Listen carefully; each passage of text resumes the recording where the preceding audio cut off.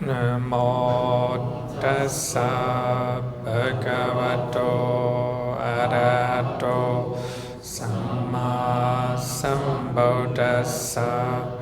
Namo tassa bhagavato arahato samma sambuddhassa. Namo tassa bhagavato arahato samma sambuddhassa.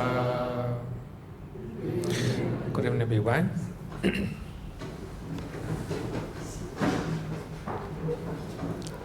We are talking about regulation of fullness, a superpower now.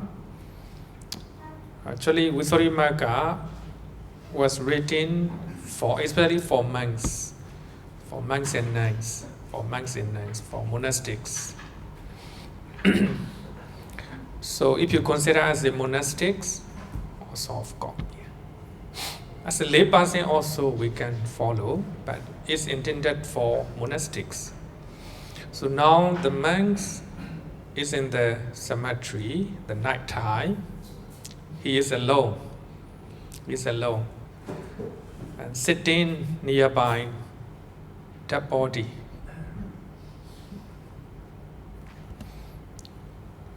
So Visuddhimagga recommend do not sit too close to the dead body, because if you are sitting too close to the dead body, then you will get frightened. So if you get frightened, then you cannot gain concentration. And also do not sit too far away from the corpse. So if you are sitting too far away, then you cannot see, right? That body. The main thing is you went to cemetery and sit down and look at the dead body so that you can see the whole dead body of a corpse, right? So if you are sitting too far away from the corpse, you cannot see the sign of the corpse very clearly. So you need to sit down, not too close, not too far. And also do not sit right at its feet of the dead body, and also do not sit at the head of the dead body. Because if you are sitting at the foot of the dead body, you cannot see the whole body. If you are sitting at the head of the body, you cannot see the whole clearly, right? Clearly.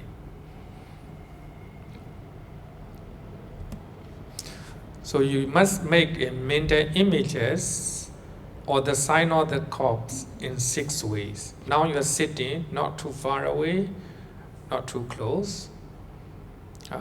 You are not at the foot of a dead body, or you are not sitting at the head of the dead body, maybe somewhere next to the dead body. So you need to take note, you have to look at the dead body so that you can see the sign, the image of dead body in your mind. So you can see in 6 ways. Number 1, according to color. So you look at that body, whether he or she is black color or white color or yellow skin color. Whatever color he or she has. According to mark. So Visuddhimagga said that do not observe or do not look at whether it is a man or woman. Just look at according to 3 phases of life, whether the corpse is still young, or the middle age, or the last phase of life. We have to know clearly. Another one is according to shape. So you need to know the shape of head, the shape of neck, the shape of belly, the shape of leg, etc. So that you can see. Actually, the purpose is to see the whole body of a corpse. Even you close your eye, you see very clearly, right? Even you go back to monastery, you will stay seeing the dead body as it is. Another one is a direction. So the direction of meditator and the corpse. So if the corpse is situated nearby, you have to define the direction. I am sitting here, that body is over there, like that. So you need to know the direction. Direction means when you close your eye, then you visualize that body. Then you cannot take that body when you are with your mind. Then the moment you close your the moment you open your eye, then when you see the dead body nearby, frightened, fear will come in. So therefore, you need to know the place where you are sitting down and the place where that body is kept. So that the moment you close your eye, open your eye, then you know where corpse is, right? This is direction of that body as well as the meditator. And also locality. So there is a location of corpse, part of the limb. Because the main thing is to see the dead body clearly. So for that, you need to know the location of the leg of the dead body, or the hand of the dead body, or the head of the corpse. So that your mind trying to visualize clearly, Location of the part of that body. And delimitation, dimension of the dead body, or limit of the dead body. So the hand is here, and the head is here, and the legs are here, like that. Delimitations. So you need to look at the corpse by 6 ways, in that way, so that you can see that body clearly. So you must observe the corpse until when obtain the sign of the corpse in the mind's eye in 6 ways mentioned above. So you need to know where you are sitting down, and also where that body is situated. You need to know how to say the location of part of the body. So until you see the sign of that body appear in your mind. So when you think that even you close your eye, you can visualize. Then you close your eye and try to visualize the corpse. So when the corpse appear in your mind very clearly, you don't need to open your eye. Just sit down, closing your eye, and visualize the bloated corpse, like that. You try to visualize. If one cannot attain counterpart sign of the corpse, so that means we are talking about the bloated one. The body is bloated. If one cannot attain counterpart sign of the bloated corpse. Meditator must try another method. That is a meditation on the corpse in 5 ways. There's another way of seeing the dead body. Because in earlier method, you cannot visualize that body as it is. Number 1, by its joints. So according to Visuddhimagga, we have a 40. So there are 40 major joints in the body. So we have a 3 joints in the right hand. So here is a 1 joint, second joint, and third joint. The left hand also, we have a 3 joints. And also we have a 3 joints in your leg. 1, here another 1, and at the ankle also, right? So 3 joints at the right hand, right leg, another 3 at the left. You have a 1 joint here, another joint at the waist. So altogether 14. So you have to look at 40 joints in the corpse, so that the mind can define, where is leg, where is hand, where is head, like that.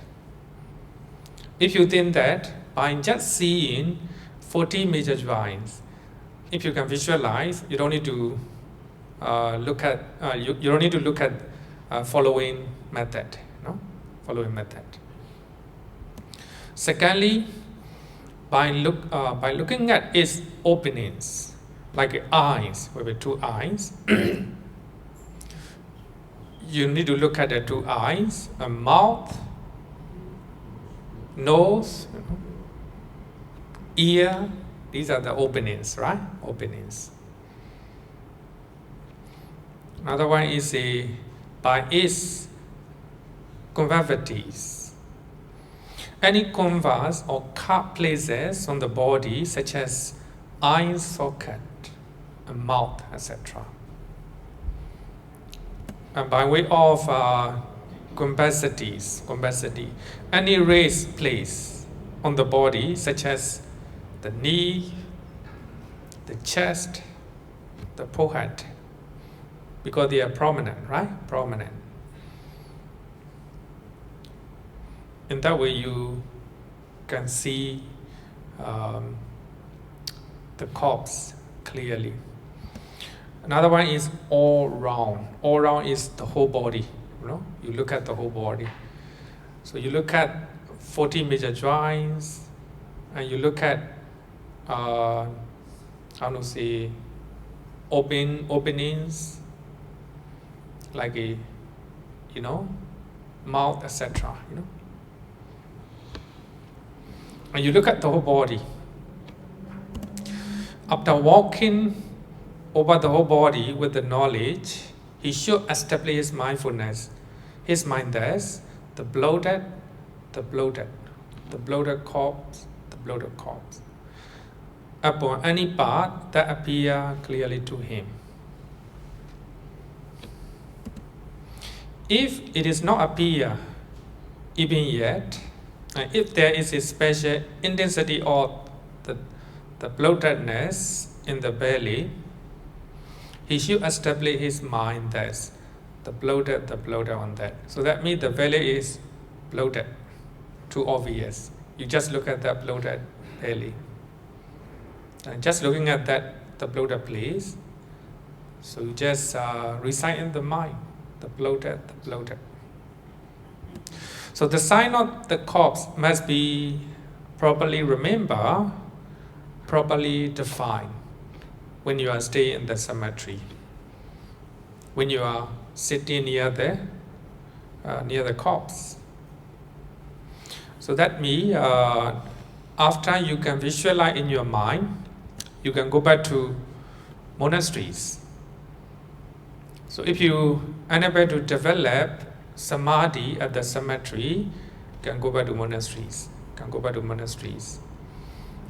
So on the way to monastery, try to visualize the sign of the corpse. on the way, so you need to visualize the sign of the corpse. If not, if you cannot visualize, you must go back again to grasp mental image of the bloated dead body. The bloated dead body. If the sign of the object become clear and lucid in your mind, it develops as a counter sign. Gradually, one enter the first jhana. So that means whether you are sitting down in the cemetery or in the monasteries, you close your eye. So that means you cannot attain jhana by opening your eye. You need to close your eye, then try to visualize the bloated dead body. So when the mind go away, they're trying to bring back your mind to the mental image of the bloated dead body. So you just recite in your mind the bloated, the bloated. The mind go away, trying to bring back again. So when the mind is stay near the bloated dead body, then the bloated dead body in the mind is getting brighter and brighter, getting brighter and brighter. So it became, ultimately it became very shining, the bloated dead body. It's not fearful anymore, it's not frightening anymore. So when you just focus on that shining and bloated dead body, the 5 hindrances will disappear one by one. So if you have 5 jhana factors in your mind, then you attain the first jhana. The first jhana. So the bloated dead body, Asubha Bhavana, can produce only the first jhana. Cannot produce more than that, because it needs a lot of vitaka and vichara. Because you need to bring your mind to the bloated dead body, right? Without vitaka and vichara, you cannot practice Asubha Bhavana. So therefore, you can take only the first jhana.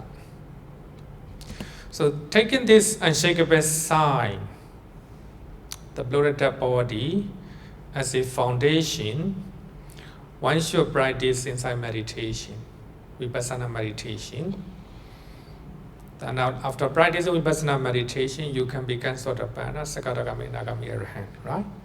So without practicing vipassana, you cannot become Ariya Pokala. Ariya Pokala. So that is a Asubha Bhavana. So we learn based on the bloated dead body. And also we can practice swallowing, right? Swallow dead body. We can practice, bone, you know? How to say that dead body of the bones, you know? So the thing is, you need to cultivate vitaka and vichara to practice this type of meditation. Without vitaka and vichara, you cannot practice, right? And also you cannot go further more than the first jhana. Okay, any question? No question. Actually here, of course, this is a Visuddhimagga gave the best example, you know, the first ID Asubha Bhavana for monastics. As I earlier said, that we can practice Asubha Bhavana by looking at pictures. By looking at pictures. And also, when we go to Maranasati or the wake, right? We can practice. We can practice. Or maybe in the picture you may see some of the dead body in the battlefield, or maybe dead body in the car accident, right? Then you can practice. Also, you can practice just looking at pictures.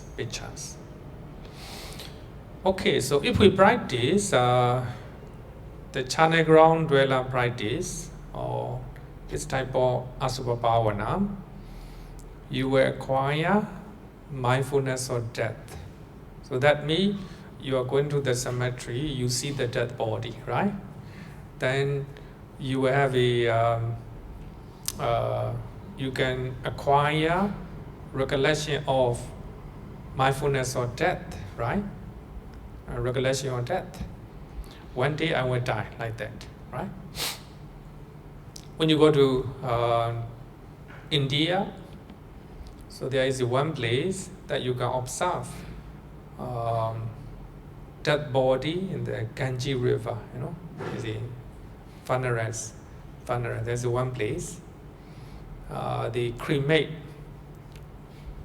dead body, so especially Hindu people, you know, Hindu devotees. So when you go to those places, right, acquire mindfulness of death. Another one is by looking at dead body in the cemetery, then you can live diligently, not forgetful in life. So you are reminded that I will die like this. I should not live forgetfully. I should practice diligently. I should practice the Dhamma diligently. Another one, the sign of fondness is available. Normally we have attachment to our body and the body of other people, right? So when you practice this type of meditation, Asubha Bhavana, the sign of Asubha, impurity, is available in the mind. Greed for sensual desire is removed. So when you go to the cemetery, quite often, you will not have any desire to enjoy sensual pleasures, right? Sensual pleasures. So you just use for the survival, right? You eat the food for the survival. You wear the clothes just to cover your body, like that, right? You will not have any greedy mind. You will constantly see the body's true nature. Body's true nature. It depends on how you think, right? Normally in the Singapore casket, there may be sand walkers. They are always walking on the dead body. They may not think, right? Most of the time, they just do their job. But somebody who observe carefully and see the dead body with the wisdom, right? They will see the true nature of the body. Another one is have a great sense of urgency. In Pali, we call it samvega. Normally, people forget. They enjoy life. They enjoy sensual pleasures. They're living as if they are not going to die, right? They are not going to die. They will live forever. Normally, people think in that way. But here, by going to cemetery and look at the dead body, we have a great sense of urgency. We call it spiritual shock. Actually, samvega we can translate as a spiritual shock. Spiritual shock. Bhikkhujana Moli translates sense of urgency. Samvega. But I prefer the word spiritual shock. Sometimes when you see the dead body, right, then you'll be shock in your mind, then you remember to learn the Dhamma. One of your family member died, and you'll be samvega in your mind, spiritual shock. That's good. That's good. Shock here means it's not a fear, It's not a fear.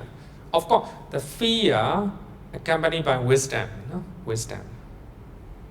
Because of that, you start to practice meditation.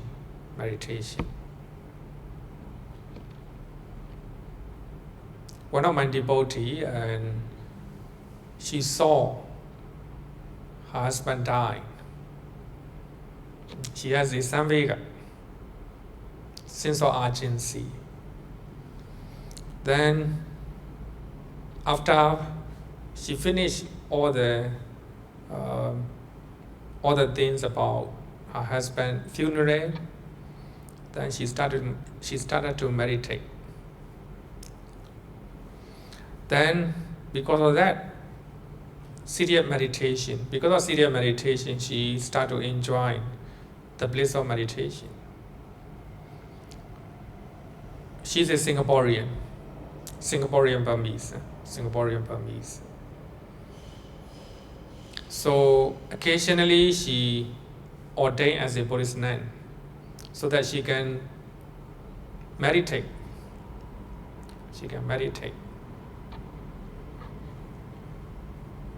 So during this Vasa period, she went to meditation center and meditate, because she experienced the bliss of meditation. So normally she leave everything behind. So she was thinking whether she should ordain as a Buddhist nun forever or not. Still testing, testing his mind. I told her, make sure that you enjoy meditation. She said, yes, that will be the best. I told her, that will be the best. Need to make 100% sure. No?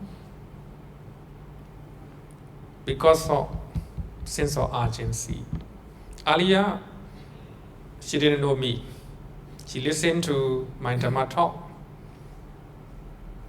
Then listened to my Dhamma talk.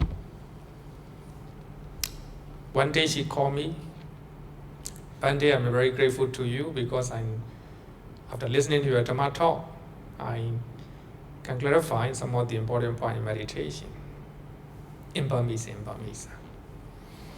So, samvega is important. Samvega. Somebody who has a samvega can attain, spiritual benefit because of this one, spiritual shock. Another one is abundant vanity or health. Normally, people think that I'm very healthy, stay very young. They have a vanity or health. Because of that, they are arrogant. They don't want to listen to the Dhamma talk. They don't want to attend the classes. They think that it is really boring, to listen to the Dhamma talk, to attend the courses, right? They think that vanity or health, or vanity or youth, right? Vanity or youth. So when you go to the cemetery, you see the dead body, then you abandon vanity or health. So when you go to the cemetery, you conquer fear and dread, right? You conquer fear and dread. Normally we're afraid of ghosts, right? When you're going to somewhere in the night time, especially in the dark places, right? So if you used to go to cemetery and see the dead body, so nothing to be fear, right? Then that way you conquer fear and dread.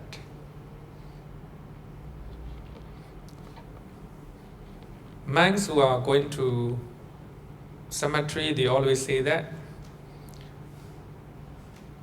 the ghosts are not frightening.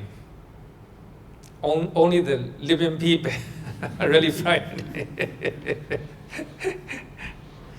Of course, there are frightening things in the cemetery, But later, after training their mind, it became normalized, normal.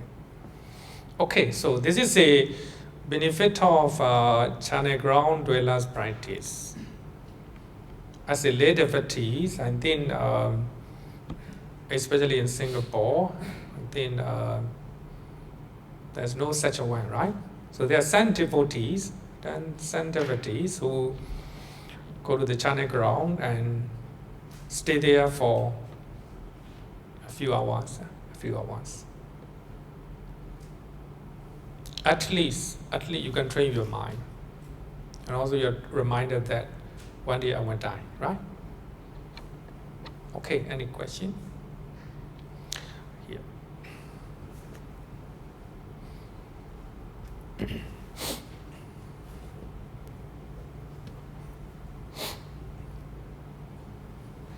Bante, my question, I hope I can phrase my question properly. When we see dead body, we have fear, like what you wrote there, but I'm sure that fear is not fear of death most of the time. It's not. Maybe sometimes, certain percent. It's more like fear of ghosts and unknown. So my question is, from your point of view, because we have watched so much movies, media, stories, so our perception of the dead and ghosts are very distorted. So from your perspective, could you give us, try to straighten a bit, that means the wrong thinking about the dead and the ghosts and other unknowns in the cemetery versus what we traditionally know. In the movie you see ghosts jumping, very ugly, all kinds of Chinese goat. Yeah. So jumping. The reason I'm asking is because even we may not have the chance to go channel ground, sometimes we walk in a park in the dark, we will start to imagine. You're so right. How to overcome such fear if we always have distorted? No, not distorted. They are real. They are real. So question is, does ghosts, like in movie, can actually harm us or do things to us? That's why we are afraid, because we thought that they will come out and strangle us. And because they are real, I think. And they are many people, so they have their own experience. Even in the West, right? According to their religion, there's no ghost. But they have ghost movie, right? There must be there, Normally I share the real story, experience in Singapore, no other place. There's one lady, actually I quite often share that one. In nurse, a Burmese nurse, her husband is a Chinese from Myanmar. So they stay in one house, and house owner is Singaporean Chinese, and she reduce the price. How to say that? Rented price, right? Rented. Because she want her to stay in her house.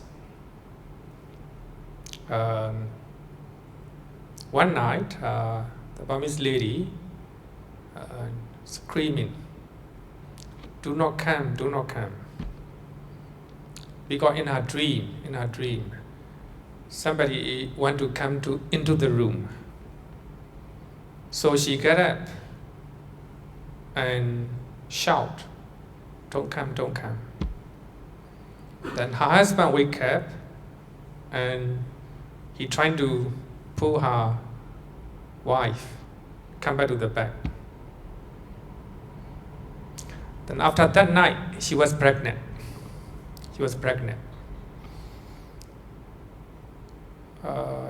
Before her pregnancy, you see, about 8 years, no pregnancy, no medicine, how can I say, to within 6 years, no pregnancy. So after that night, so her husband say, do you know that last night you are screaming, don't come. No, she doesn't know anything, just in the dream. But it's real, she go. Huh? Then she gave birth.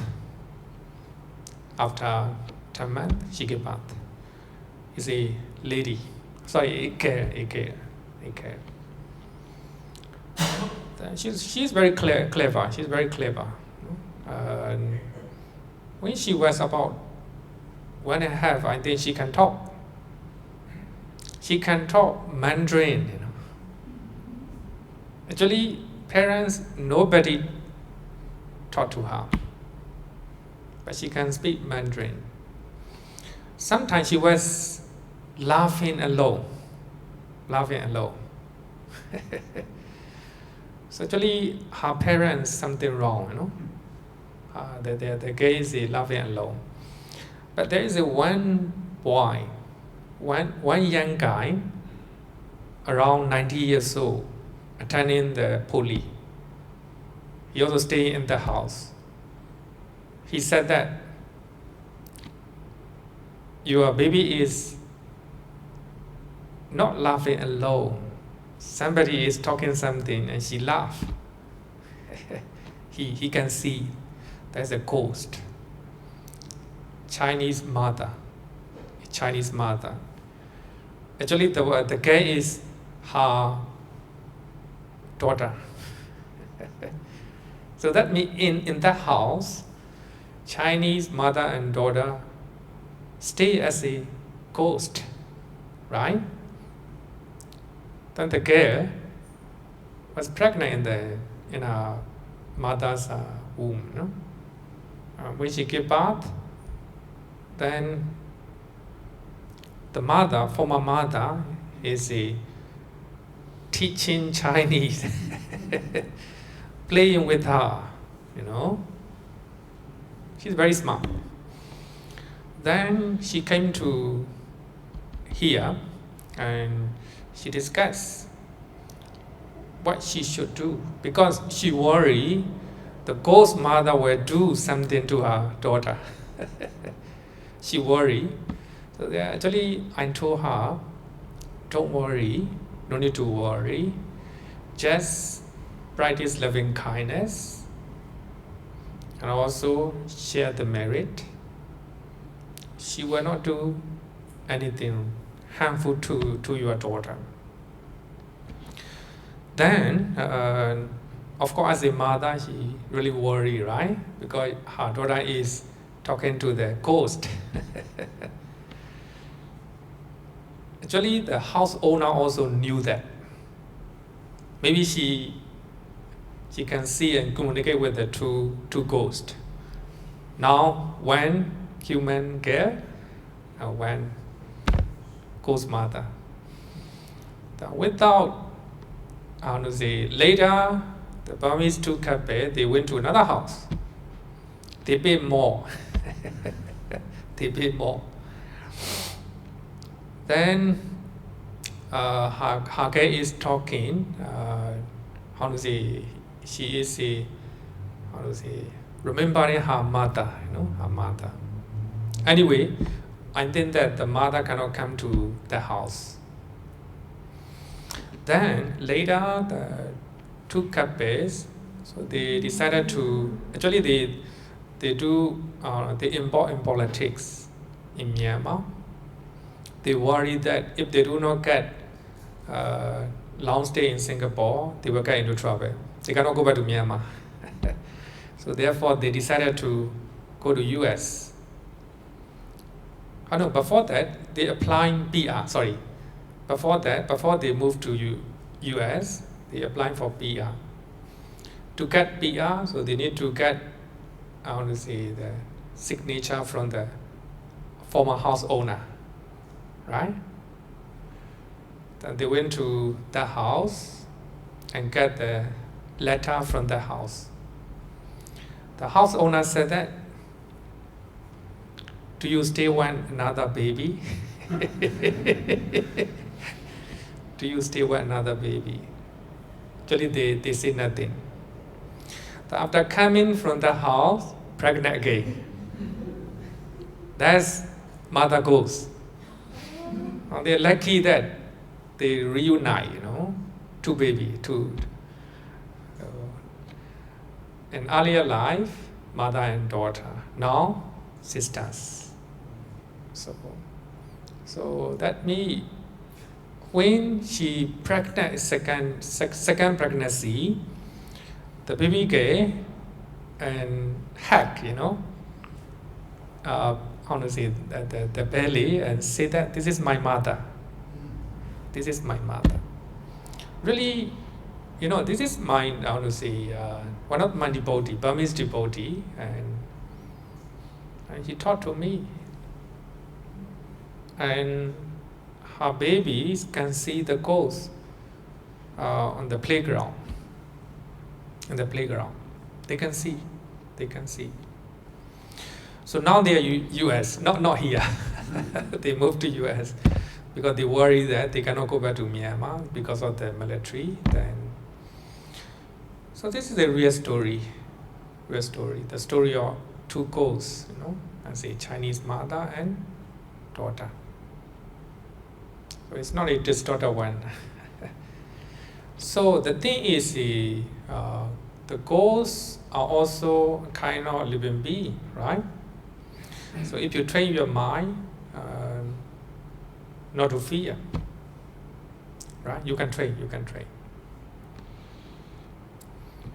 As monks who are staying in the cemetery, they say that ghosts are not frightening, only the living being, right?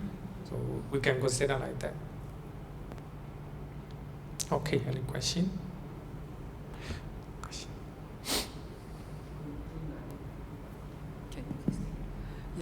Yeah, I'm very grateful for the lessons so far. I read somewhere that there was, I think, maybe the path to purification or some other things, that there was probably a monk was being shared that he should go for the meditation of the dead body to gain liberation. But he tried for a while, he didn't gain. So I think one day Buddha came to know about it and tell him that he should do the yellow kasina meditation. So the reason is that, and after that he do the yellow kasina, he actually gained the liberation, because I think he was formerly from a very rich family, always see gold. So for us, let's say we are practicing, let's say we're doing some maybe white kasina for meditation and we still cannot gain. Is there any way that we can approach you or anybody else to guide us to another method or whatever? Because we are not Buddhists. Sorry, we are not Buddhas, The Buddha can know we call it the character of the people, their previous life. I know the story of the monk you mentioned. Because they is the disciples of Venerable Sariputta. So Venerable Sariputta is teaching him to recollect the quality of the Buddha Dhammas, the quality of the recollection of the Buddha, recollection of the virtue of the Buddha. But he couldn't attain he couldn't gain any attainment. Then when the Buddha knew that, the Buddha giving the yellow kasina, because in his previous life he was a goldsmith, the son of goldsmith, always seeing the gold. So now, after seeing the yellow color, then He became an arhat. Not easy to know the character of the people, right?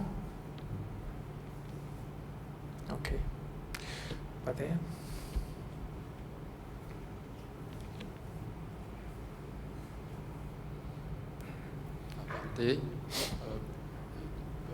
Referring to the first question on the various kinds of ghosts, could we just simplify to say ghosts are like people, there are good ones and bad ones?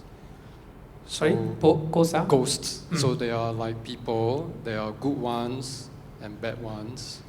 You're so right.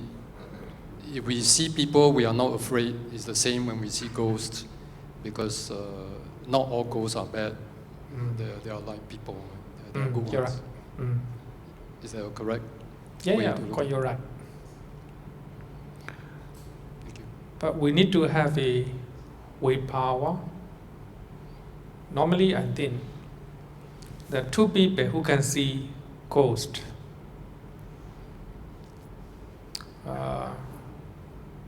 Weak willpower. Normally, people who are weak willpower, they can see the ghost.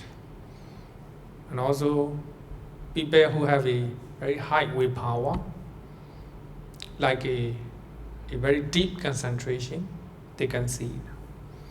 People in the middle, I think it's better, right, not to see.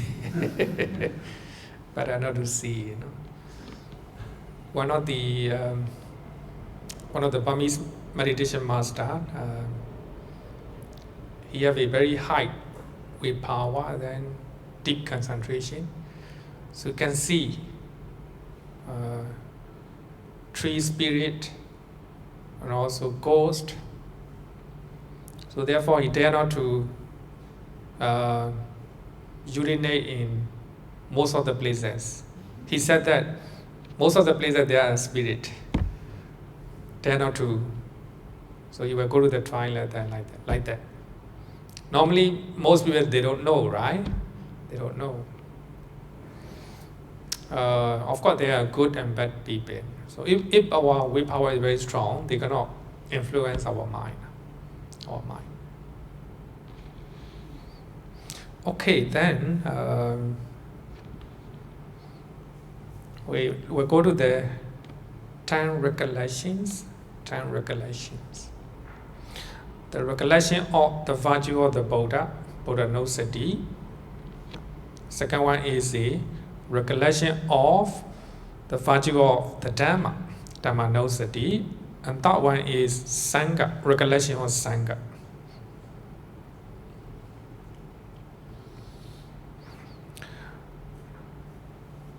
And recollection of one's own moral conduct. We recollect about our own morality. The recollection of one's own generosity. People who are generous, you can recollect your own generosity. The recollection of one's own virtues, comparing that of devas. So that when the deva has the 5 qualities, because of that they were born in the deva, in the heavenly realms. I also have those 5 qualities. So later we'll learn one by one. Another one is recollection of death. So this one also is good to practice, recollection of death. Another one is number 8, mindfulness directed to the body. So usually this is analyzing our body into 32 parts. Number 9, mindfulness of breathing. So this one we already learned, right? Because this is a popular one and the main meditation. So therefore we already learned that. Mindfulness of breathing is one of the recollection. Another one is recollection of Nibbanic peace. Even though you haven't attained Nibbana bliss, then you can visualize and you can imagine the bliss of Nibbana. So we'll learn one by one. So here I want to explain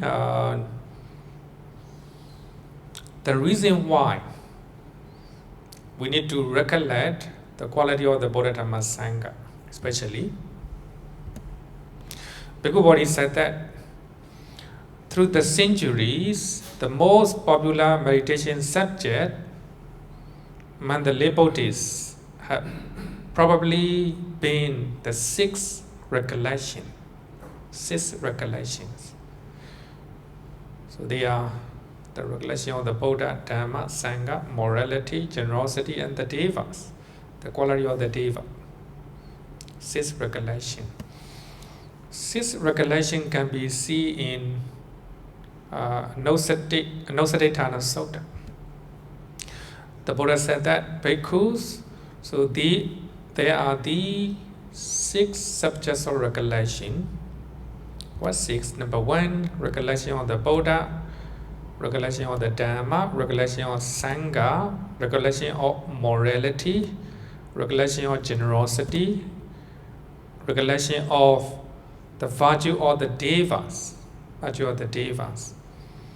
Normally in the Pali Canon, when we talk about recollection, six altogether.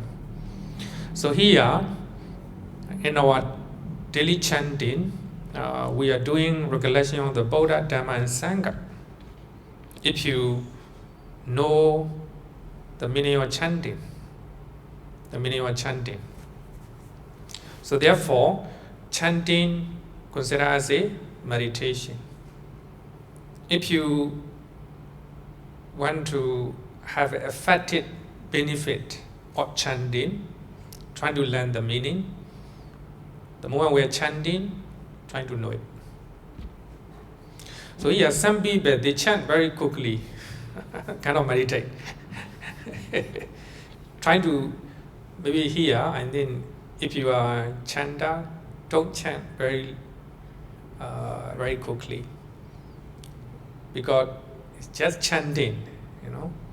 Of course, you will have some benefit, not very so beneficial. I told one of the devotee trying to slow down the chanting, cannot. It's a habit, you know, this habit. One devotee chant very slowly, also not good. Slowly, not too slow, not too quick, right?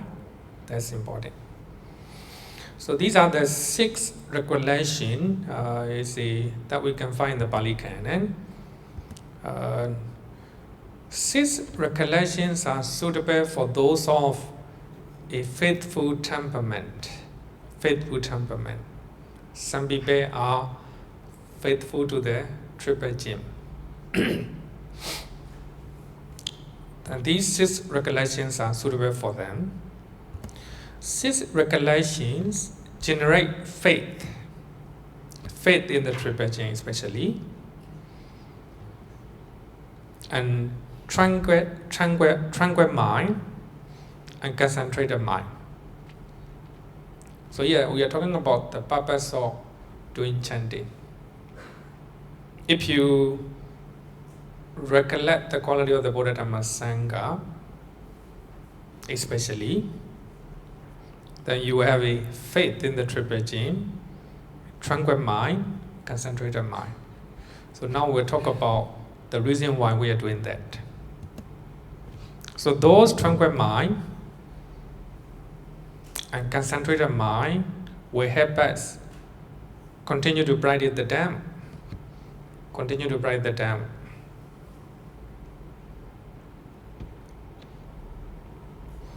Buddha nosati metta cha asuban maranasati. Iti ima chaturaraka bhikkhu bhaveya silawa.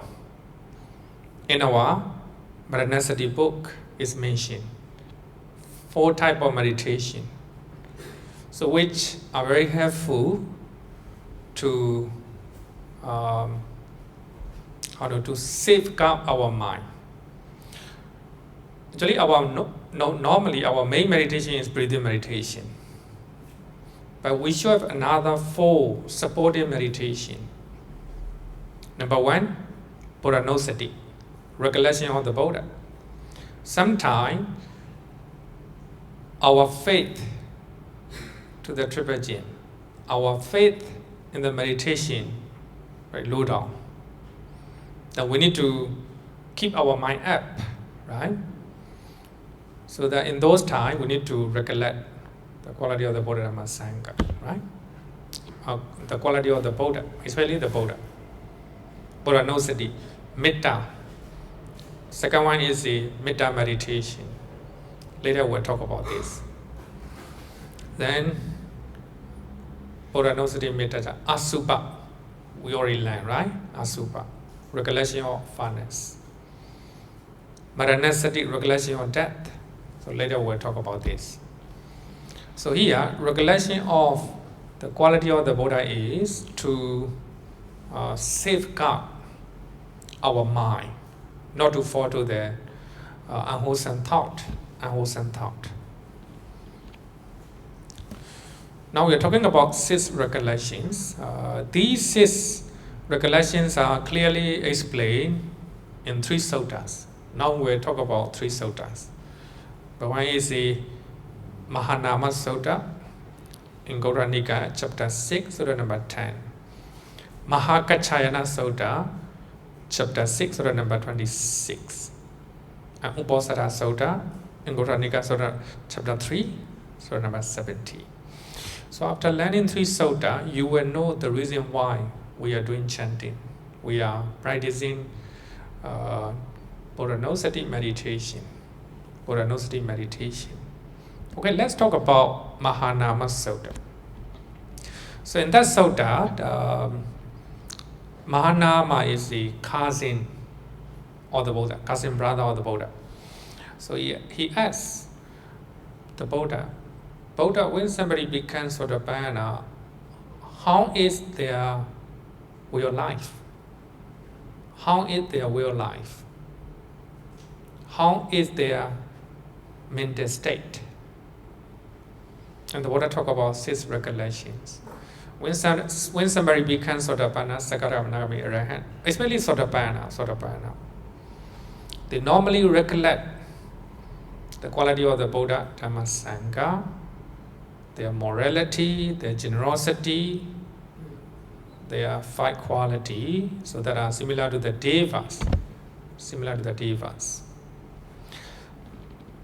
So when you are practicing Buddhanosati, when you're doing chanting Buddhanosati, when you concentrate on the chanting, knowing the meaning of what you are chanting, you are living like Sotapanna.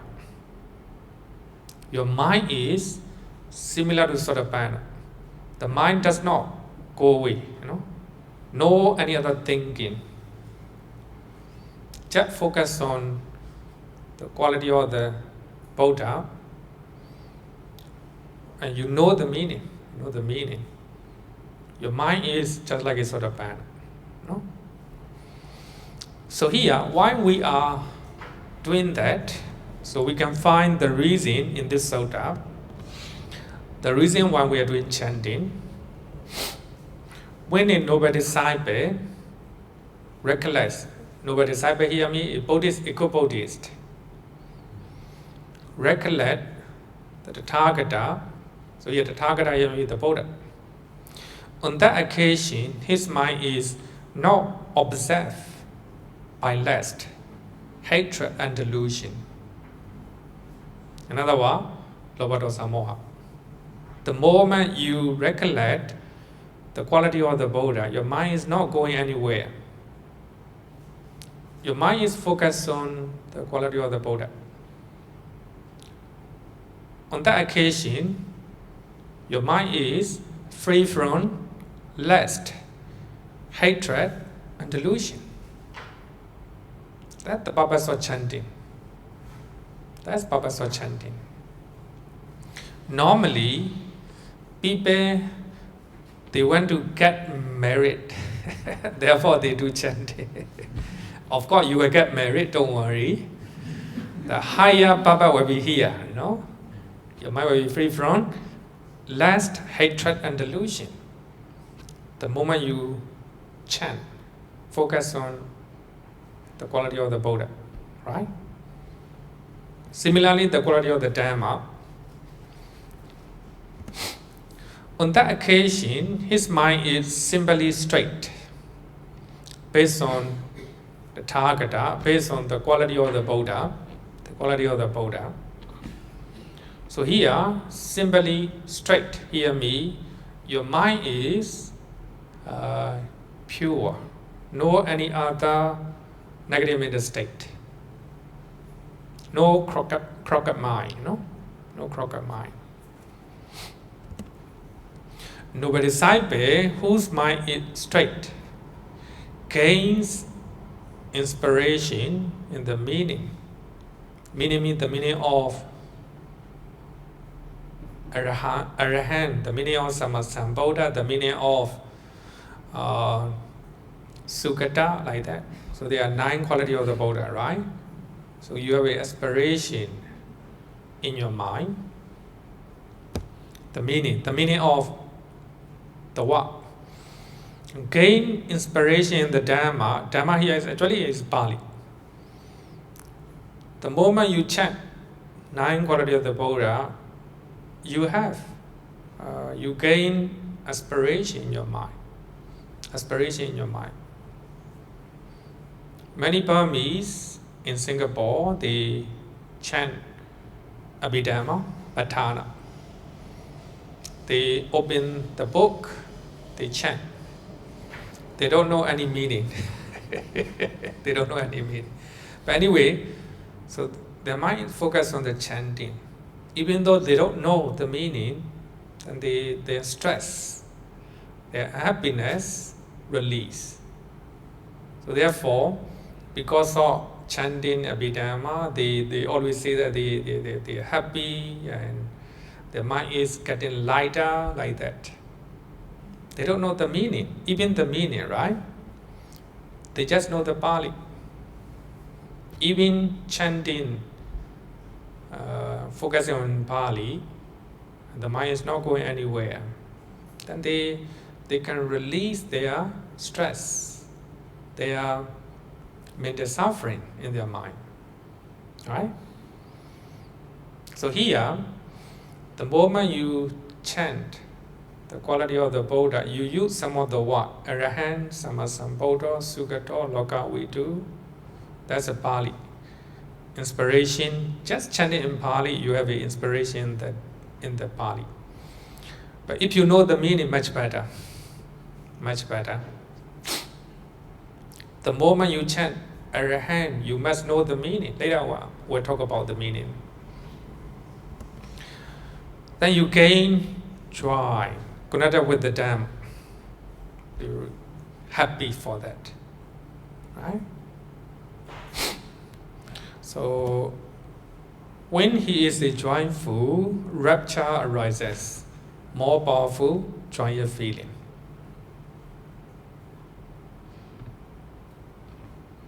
Not just to get the merit, but you need to have, if you properly train your mind, you have a joyous feeling, rapture in your mind. For one with the rapture mind, the body becomes tranquil, passatic. When tranquil in the body, feels pleasure. For one feeling pleasure, the mind becomes concentrated, samadhi. So here, samadhi, concentration. This is called a noble disciple who dwells in balance amid an unbalanced population, unbalanced people. People cannot balance their mind, right? Sometimes greedy, sometimes angry, sometimes jealousy, full of stress, even depression. Among them, if you really do Puranosati, if you meditate on recollection of the Buddha properly, you can balance your mind. Even though you encounter frightening thing, or how can I say that, unpleasant experience in your life, you can balance your mind without having any anger or irritation. So here is a trade imbalance amid an unbalanced population. Who dwells unafflicted amid an afflicted population? Most people are afflicted. Stress, anxiety. The person who do recollection of the Buddha, calm, peaceful, dwell unafflicted and peaceful, right? So that's the benefit of recollection of the quality of the Buddha. As one who has entered the stream of the Dhamma,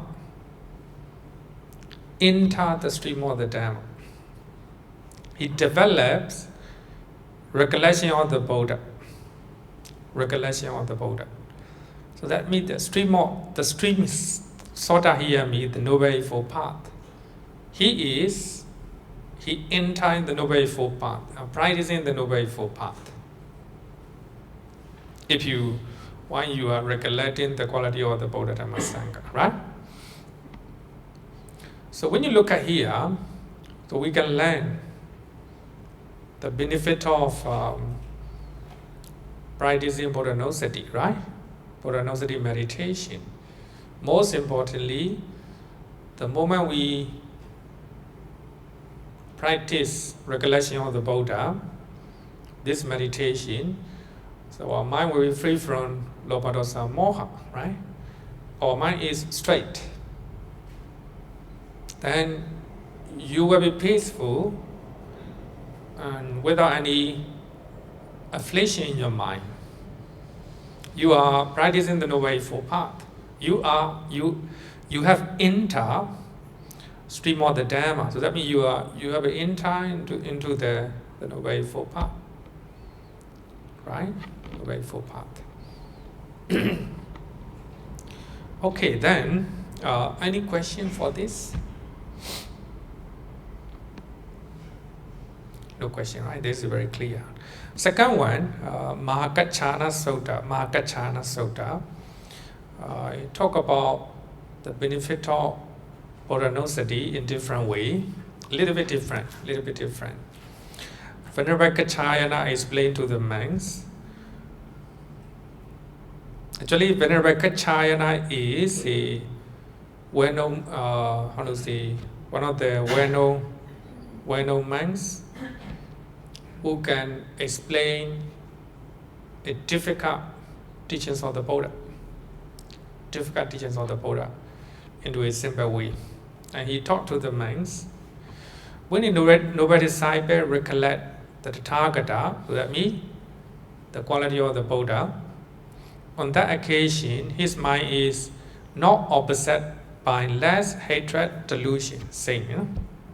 On that occasion, his mind is simply straight, sane. He has departed from greed, free himself from it, emerged from it.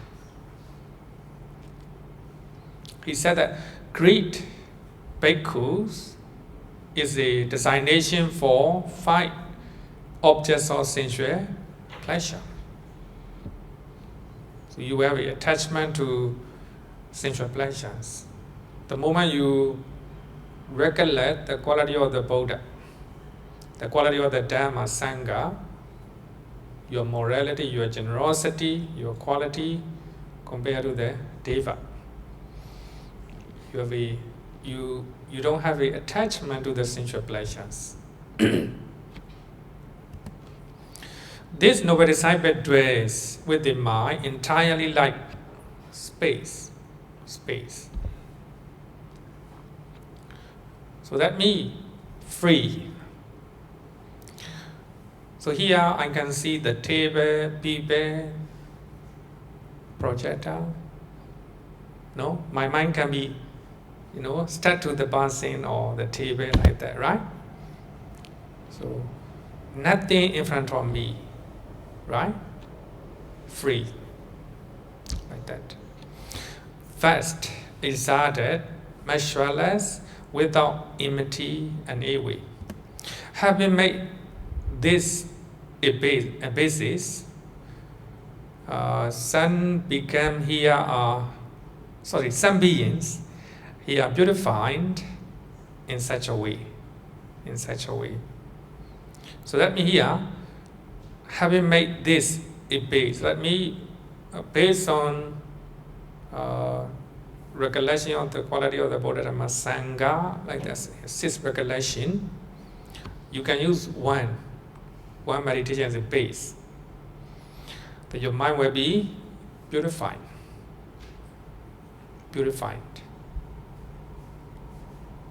So this is called samatha. It's not a vipassana. Samatha. Based on recollection of the Bodhidharma Sangha, etc. So you have a serenity of the mind, right? Samatha. Now we'll quote another sutta. It's called Uposatha Sutta.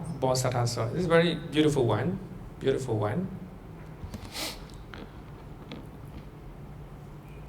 One time, Visakha went to the monasteries, and the Buddha encouraged Visakha to meditate on the 6 recollections. 6 recollections. And observe a precept on the Uposatha day. So here Uposatha is Uposatha in our temple is Fumo Nyumundi, right? Fumo Nyumundi. Also Sunday also can be called Uposatha. Later I will explain the reason why. No? It depends on your your preference day. So here, meditate on 6 recollections and observe a precept, not a 5 precept. The purpose is to purify one's defiled mind. So here we can see the purpose of observing a precept. The main thing is to purify our defiled mind.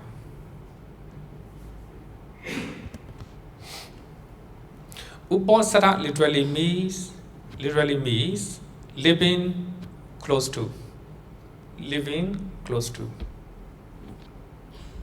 Normally, the Buddhists observe 5 precepts. But in Uposatha day, you observe a precept and practice meditation. Practice meditation here means you practice 6 recollections. Uposatha day. So in that way, they live close to wholesome deed on those days. I think you should choose maybe at least once a month. Try to observe a precept. More meaningful.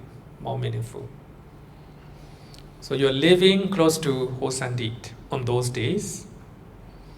So if you're observing a precept on the Sunday will be Uposatha day for you, right? People cannot lead pure life every day. To purify defilement in their mind, they should choose a special day to do meritorious deed.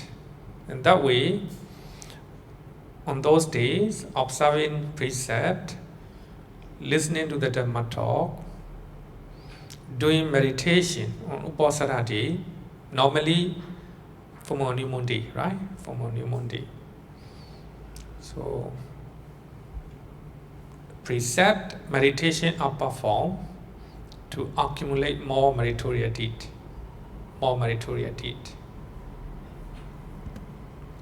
According to Uposatha Sutta, Buddhist Upasana is not just confined only to observance of Sila, it includes mental training as well, meditation as well, meditation as well. So when a noble disciple recollect the Tathagata, recollect the quality of the Buddha, Dhamma, Sangha, Sila, morality, the quality of the Devas, his mind becomes placid and joy arises. Joy arises. And the defilements of the mind are abandoned. In the same way that one hat, when dusty, is cleansing by exertion. So when your hat is dirty, you cleanse your hat by using the soap or shampoo, right? Shampoo. Similarly, on the full moon, new moon day, or Sunday, or designated day, wherever, whenever, by observing a precept, by meditating on 6 regulations, your mind will be pure, purified. So here, by learning 3 suttas, we can make a conclusion. Practicing or meditating on recollection of the quality of the Buddha Dhamma Sangha is to purify our mind, right? To purify our mind. So the Buddha said that not to do any evil, number 1, to do good deed, to purify one's mind. This is all the teachings of the Buddha, right? Normally when we summarize Buddhist teaching, we normally call this verse. Sapapapasa akaranan, kuslasa upasambata, sacheta pariyotapana idam bodhana sasana. In Pali College, when you do graduation ceremony, and you will hear this song. I don't know, you pay attention to that, Sapapapasa akrana. Maybe they may have a different tune. Different tune. Because it's embodied. It summarizes all the teachings of the Buddha, right? Number 1, not to do any evil. Number 2, to do good deed. Number 3, to purify one's mind. So we meditate, Buddha no sati, Dhamma no sati, Sangha no sati. The main purpose is to purify one's mind, right? So that's meditation. Okay, any question?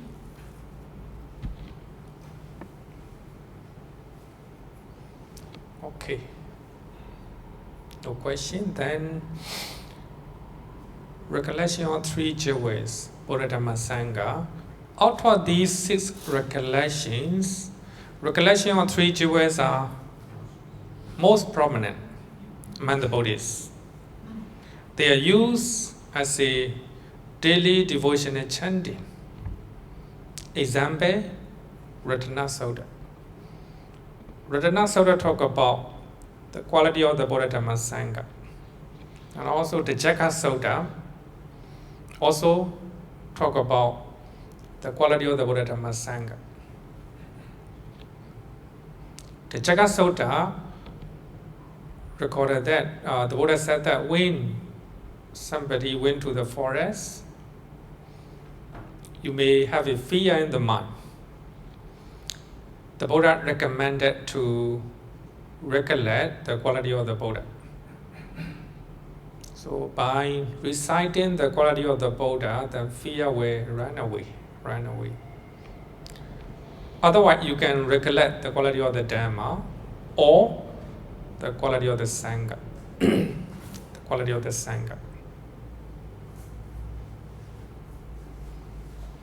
Also, when we encounter with life-threatening diseases, maybe the last moment of our life,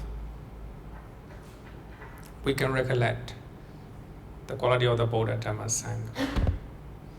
Normally, I recommend people who are lying down on the bed, are going to die. That's very powerful, very powerful.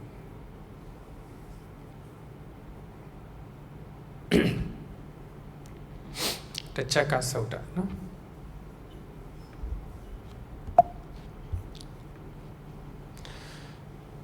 Recollection of when you practice recollection of the Buddha, in terms of samatha, actually as I earlier said, this samatha, Buddha produce only assess concentration. It cannot produce any jhana. Because the profundity of the quality of the Buddha having various type of qualities to contemplate. So that means when you want to attain jhana, you need to focus on one object only. So here we have a lot of quality, right? 9 quality. Even you concentrate on one quality of the Buddha, may not be easy because it's very profound. The quality of the Buddha is very profound. According to Visuddhimagga, Buddha cannot produce any jhana. But when I go to one meditation center, I met one monk who attained jhana based on Buddha. He focused on one quality only, not all, one quality only. So he contemplate the quality of arahant, only that one. Then he attained jhanas.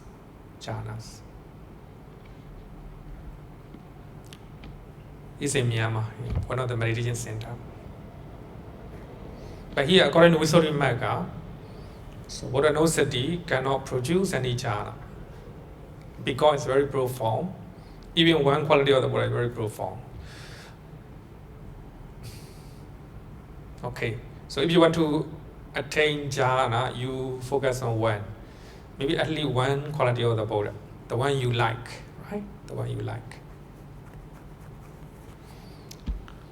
Normally, I prefer Vajracharana Sampanno. The Buddha has knowledge and practice. Knowledge and practice, right? Combine 2 qualities. Some people, they know a lot, they do not practice. Some people, they practice, but they don't have a knowledge. That's a problem, That's a problem. If you are not quite sure, you need to clarify. You need to ask question to the Bandits or somebody who know. Asking question is one of the criteria or one of the factor to become Sotapanna. If you want to become Sotapanna, you need to ask. You need to associate with the good people, right? So the Buddha has 2 qualities, knowledge, practice.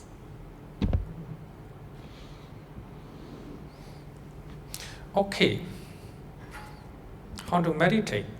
According to the Pali Canon, we can meditate on the 9 qualities of the Buddha by reciting Pali formula. We call it Itipiso Bhagava.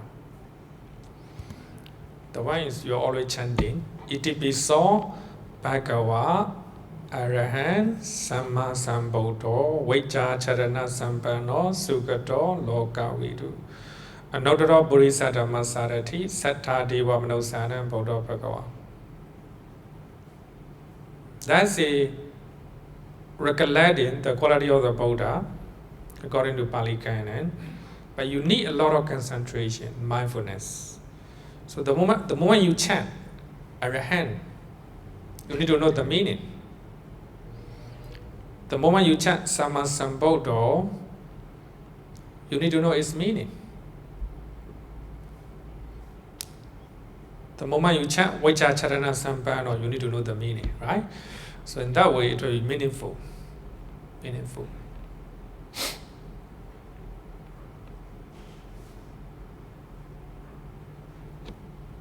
According to Pali Canon. According to commentary explanations, like Visuddhimagga, one can elaborate each qualities and recollect them one by one. So when you look at Visuddhimagga, Visuddhimagga define Arahant in 5 ways. 5 ways. If you know all of them, of course you can do that. You can do that. One can also use one of the 9 qualities as a meditation object. You can choose one of them, right? The one you prefer. The one you prefer.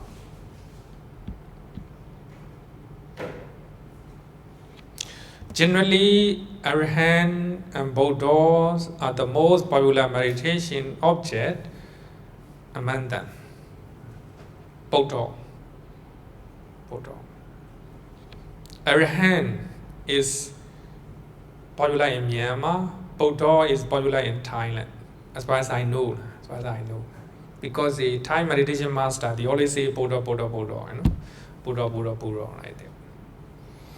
The moment you chant Buddha, you need to know the meaning, right? The meaning. Even Arahant, 5 meanings, 5 definitions. So even the man 5, you can choose which one is better for you. Better for you. Normally, in the book, you will see the worthy one, right? Worthy one.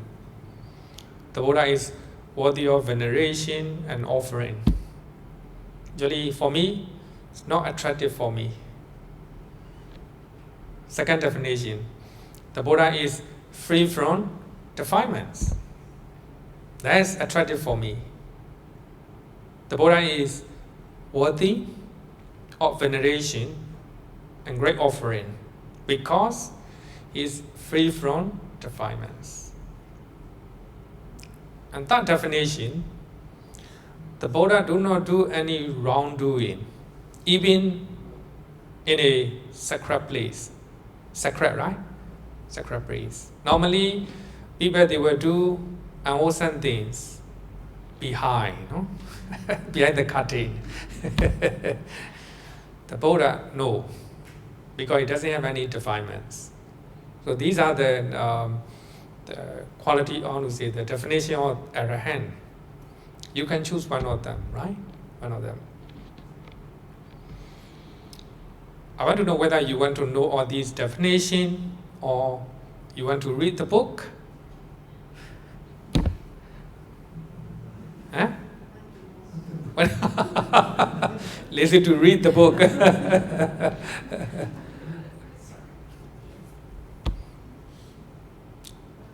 Yeah. Anusati, right? Sorry? When you say, when we do Buddha Nusati, when you say we will look, think of the as an Arahant, okay, we will look at the, think of the qualities of the Arahant. Then in that case, you will lose your concentration during your Buddha Nusati. You mean you will sorry? I mean, when you do Buddha Nusati, for example, you say, Vijaya Charana Sampano. So you think of what are the things. Then when you think of what are the qualities, then you will lose your concentration for meditation, for your Buddha Nusati. Chanting. Yeah. Oh, okay, I got the point. It's a good question. Normally in the shrine hall, right? We chant together. Normally, when we think about the meaning, and you cannot continue, you get lost. So therefore, I recommend chanting, not too slow, right? There are some people who are very good at chanting.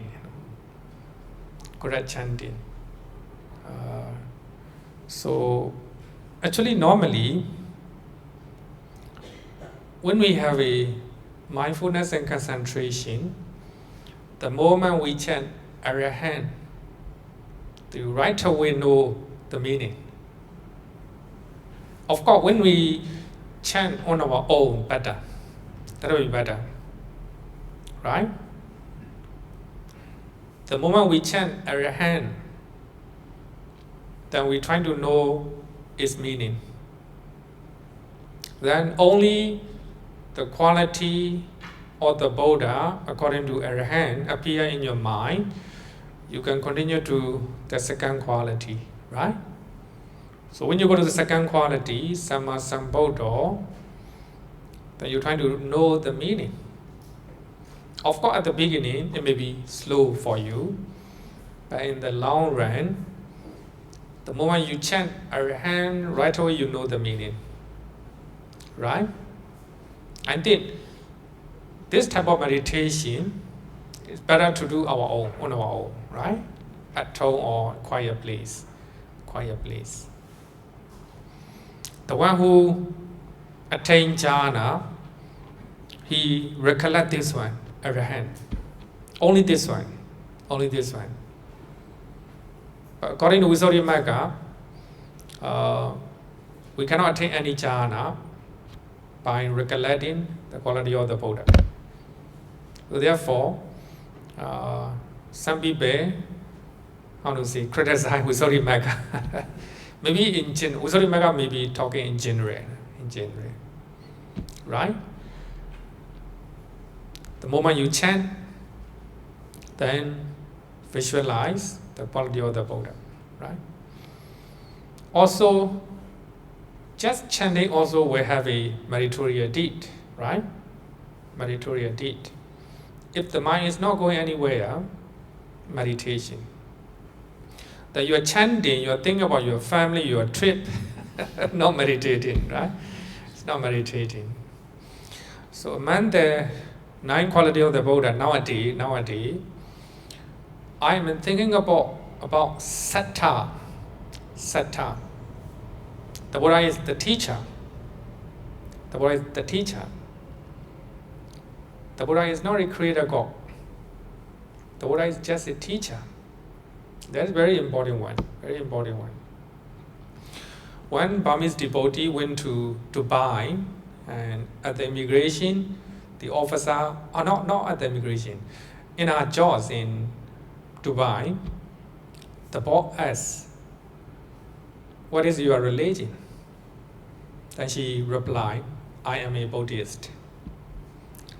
And her boss, which is a Arab, said that, "Oh, the Buddha is a teacher, not a god." Not a god. Actually, it's very meaningful, you know. The Buddha is not a god. The Buddha didn't create anything. Teacher, hear me. You should do that. You shouldn't do that. You should think in that way. You shouldn't think in that way. Right? Show the way. Show the way. The Buddha is Satta Deva Manusana, right? The teacher of Mans and Deva. The Buddha just teach. Therefore, in the Teacher's Day, I talk about this, because I pinpoint this one. So the Buddha taught all the teaching in the Pali Canon, right? And we are also follow the footsteps of the Buddha. That's a very important quality, right? I'm not blaming religion. When we talk about Creator God, who create our destiny, our human being, we cannot prove, right? We cannot prove. And when you look at the text in their religious book, Pali Canon, the Buddhist scriptures are the most purest. There's no anger, there's no The Buddha do not promote any anger or retaliation or fighting. No, you will not see. Physically, the Buddha is sick. The Buddha has a weak, right? Physically, the Buddha is just a human being, right? The Buddha is just a teacher, not a creator God. Physically, of course, we cannot compare with them. Even if they exist, we cannot compare physically. But when we compare with the mind, when you look at teachings of the Buddha, no defilements. The Buddha do not promote,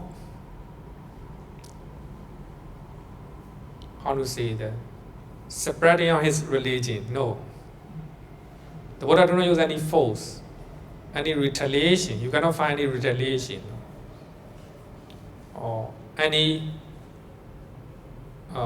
spreading his teaching by force. No.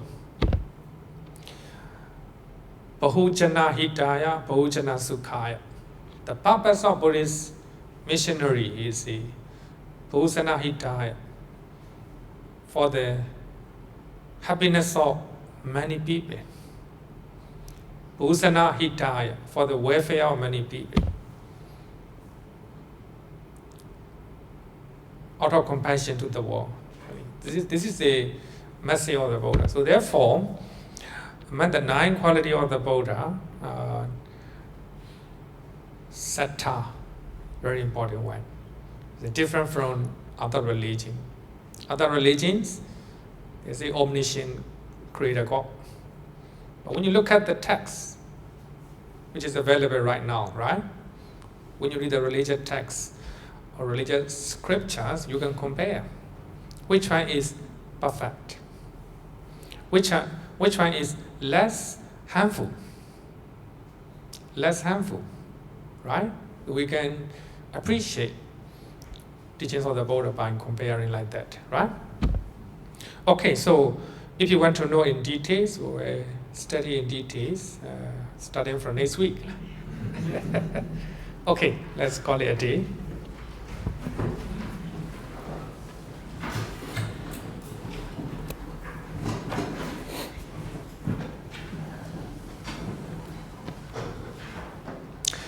Yo varatam bhavaro manu jesu sakyamuni bhagavakata kecho paragato palavidiya samangi dan sugatam saranatamu pemi ragavi ragamani jamasogan dhammama sangatama patikulan madudami mampagunam suwipatan dhammamimam saranatamu pemi yatachadina mahapalamahu chatusu susisu purisa yogesu attacha bogala dhammada sate sangamimam saranatamu pemi. Sadhu, sadhu, sadhu. Good night, everyone.